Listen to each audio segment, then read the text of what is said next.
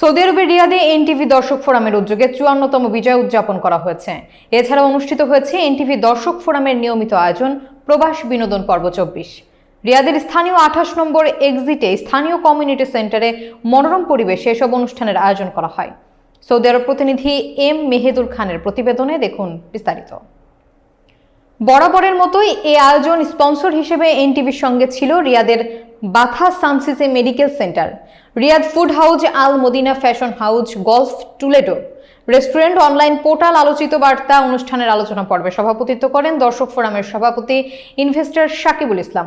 এনটিভির Saudi আরব প্রতিনিধি ফারুক আহমেদ চানের সঞ্চালনায় অনুষ্ঠানে প্রধান অতিথি ছিলেন আল মদিনা ফ্যাশন হাউসের MD investor lion Ismail Hossain. প্রধান বক্তা ছিলেন বাথা সানসিটি মেডিকেলের এমডি আব্দুল্লাহ আল মামুন।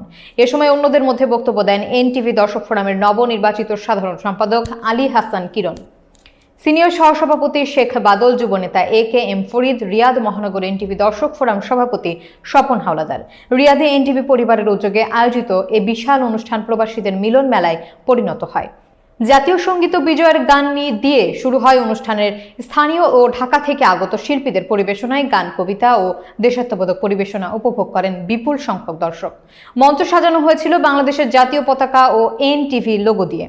প্রবাসী বিশিষ্টজনরা এনটিভির বস্তুনিষ্ঠ সংবাদ এবং সাংস্কৃতিক আয়োজনের প্রশংসা করেন। প্রধান অতিথি ও প্রধান বক্তাকে বিজয় দিবস সম্মাননা দেওয়া হয়, আর অতিথিদের ফুল দিয়ে বরণ করা হয়। অনুষ্ঠানে প্রবাসী ব্যবসায়ী, রাজনীতিবিদ, লেখক এবং সাংবাদিকরা বক্তব্য দেন। শেষে নৈশভোজ এবং অংশগ্রহণকারীদের এনটিভি লোগোযুক্ত উপহার প্রদান করা হয়।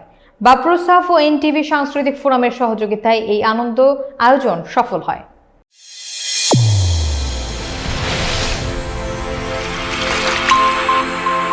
চ্যানেল A1 হৃদয়ের স্পন্দন।